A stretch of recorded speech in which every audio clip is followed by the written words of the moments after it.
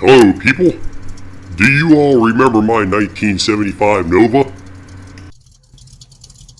Once I pulled the seats out so I could recover the back seat, I peeled the carpet up and this is what I discovered. Is it just me, or does it look like there was muddy water in this car at one time? What do you think? Was this car in a flood? P.S. Why does my oil look like chocolate milk?